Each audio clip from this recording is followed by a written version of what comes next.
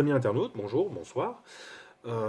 Alors une nouvelle vidéo pour parler aujourd'hui des décisions qu'il va falloir que l'on prenne, certainement suite à ce qui se passe en fait.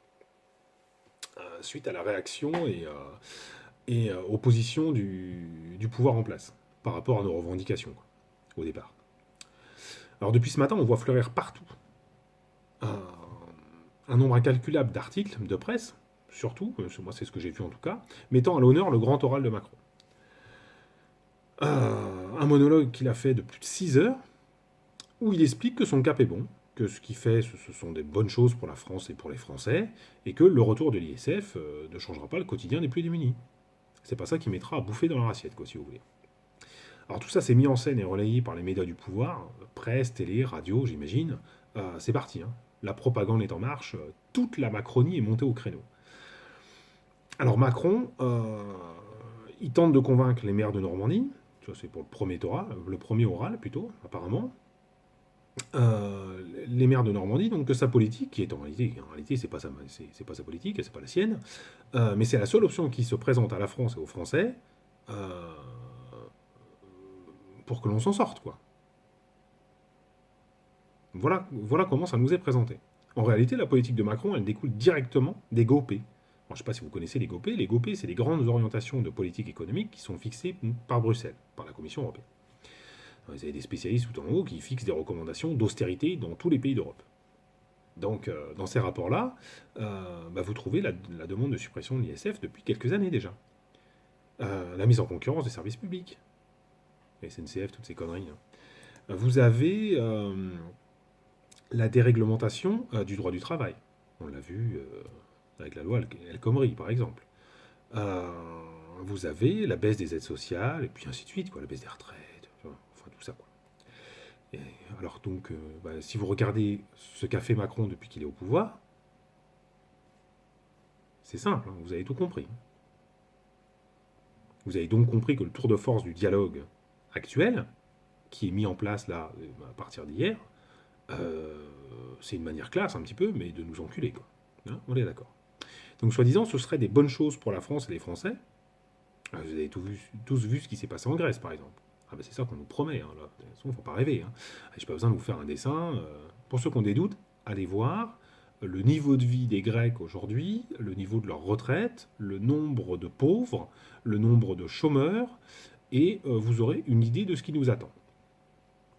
Donc il serait bon pour la France et les Français que l'on réduise le montant des retraites à le travail de toute une vie, pour l'harmoniser, certainement, l'indexer sur le montant des retraites moyennes en Europe. C'est ce qu'ils vont nous pondre dans pas longtemps.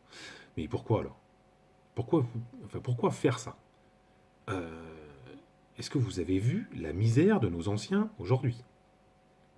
Certains vivent avec l'équivalent du RSA par mois, voire moins. Est-ce que vous avez vu le prix des maisons de retraite? Comment ces gens-là vont faire pour vivre? Comment vont-ils faire pour s'en sortir, pour se soigner? Bon, ils vont crever plus vite, on imagine très bien que ça doit être de la volonté du pouvoir, c'est clair. Il est bon pour la France et les Français également de baisser les aides sociales. On a vu les APL, ça a commencé, hein, c'est clair. Hein. Et dans le même temps, ils augmentent les taxes, les cotisations, vous avez vu, hein, le carburant, qu'ils ont tenté d'augmenter, et ils nous avaient prévu une belle augmentation de l'énergie aussi, hein, gaz, électricité, tout ça. Pourquoi pas? Et en même temps, ils te gèlent le SMIC. Ça les dérange pas. Donc c'est bon pour la France et les Français. Il ne faut pas l'oublier, surtout n'oubliez pas ça. Hein. Donc il est bon aussi pour la France et les Français de réduire ou de supprimer l'imposition des plus riches. Ceux qui n'ont pas de fin de mois difficile au final. Bon, il est bien d'accord, ceux-là, le mec, il est pas en train de compter les grains de riz qu'il est en train de mettre dans sa casserole pour bouffer jusqu'à la fin du mois. Hein.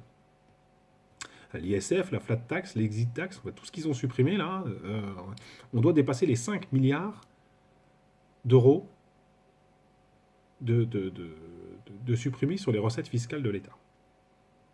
Alors je ne sais pas si elles étaient justes, mais ce manque à gagner là, quelque part, il faut le retrouver, hein, à mon avis. Donc il est également bon pour la France et les Français de rémunérer le livret A à 0,75%. Bien en dessous de l'inflation, en fait, des prix. C'est-à-dire que quand le livret A a été créé, Bon, c'est un livret qui a été créé pour que les plus pauvres puissent mettre un peu de pognon de côté et puis que ça leur permette de gagner un peu d'argent avec. Donc il a été convenu à sa création qu'ils soient indexés sur l'inflation. Donc là, aujourd'hui, étant donné qu'il est rémunéré à hauteur de 0,75%, bien en dessous de l'inflation, si on fait le calcul, allez demander à François Asselineau de l'UPR le calcul qu'il a fait, grosso modo, on vole aux plus pauvres 3,5 milliards environ. Donc on a donné plus de 5 milliards aux plus riches, on vient de voler encore 5 milliards aux plus pauvres. Ça, c'est sur le peu d'économies qu'ils ont. Il est bon pour la France et les Français de supprimer aussi les départements, les petites communes, le lien social et la proximité avec les services publics. Donc de vider les campagnes. On est d'accord. Il faut que je continue comme ça. Je peux continuer comme ça pendant 1 heure, si vous voulez. Ça va pas changer, de toute façon. Ça va pas changer la fin des choses. Ils se foutent de notre gueule, ça en devient choquant. Le mec, il monte au créneau pour défendre ça, quoi. Il est en train de défendre ça. Ils ont prévu de nous faire crever à la vitesse de la lumière, et si on regarde pas bien ce qui se passe, ça va nous arriver. Alors qu'est-ce qu'on fait? Quelle décision on prend face à ça? Parce qu'on n'a pas beaucoup de choix possibles. Là, je vous cache pas que, pour le coup, ou on agit, ou on n'agit pas. Louis XVI, en 1788, s'est retrouvé dans la même situation que Macron aujourd'hui. Avec des mentalités différentes, mais il était dans la même situation. Et il a déclenché les mêmes choses. Il a ouvert des cahiers de doléances à droite à gauche. Bon, lui, dans son esprit, il s'est dit, les cahiers de doléances, ça va nous permettre de gagner du temps, et on va réussir à enterrer la petite révolte, le mécontentement du peuple, parce que là, ça commence à sentir la merde, il est temps de faire quelque chose. Et puis, dans le même temps, il allait pouvoir continuer à enculer le peuple, lui, il était content. Le problème, c'est qu'en 1789, et tout le monde a fait un peu d'histoire dans sa vie, vous savez ce qui s'est passé. Ils ont tous perdu la tête, les mecs. Macron, aujourd'hui, propose exactement la même chose. Il fait le même cirque, alors qu'il y a des nouvelles méthodes aujourd'hui. Vous savez bien qu'il y a des nouvelles méthodes de management, et de machin, d'enfumage, de vocabulaire, et tout ce qu'on veut. Toutes ces nouvelles méthodes-là, il les applique. Mais il prend la problématique qui se pose devant lui de la même manière que l'a pris Louis XVI à l'époque. Donc, où nous sommes plus cons, plus malléables que les Français il y a 230 ans, et à ce moment-là, il va réussir son coup de force, où nous sommes les mêmes, c'est-à-dire que le peuple n'a pas changé, les gueux n'ont pas changé, et ça va péter, ou alors on est plus intelligent, et on n'attend pas qu'il ait fini ses conneries. Parce que ces conneries, le tour de passe-passe qu'il est en train de faire, ça leur permet de gagner du temps. Et eux, du temps, c'est pas pour se dire qu'ils vont continuer à nous enculer plus tard. Je pense que ça, ce truc-là, ils se sont dit, ça va pas marcher ce coup-ci. Par contre, ils sont en train de préparer leur fuite. Leur fuite physique, les mecs, ils vont prendre des hélicoptères, ils vont se casser. Mais leurs capitaux, leurs richesses, qui au final sont les nôtres, puisque toute leur richesse, c'est ce qu'ils nous ont volé au peuple. Et si on leur laisse le temps de le faire, ils vont foutre le camp, et eux auront droit à l'asile politique, croyez-moi bien. Alors que faisons-nous?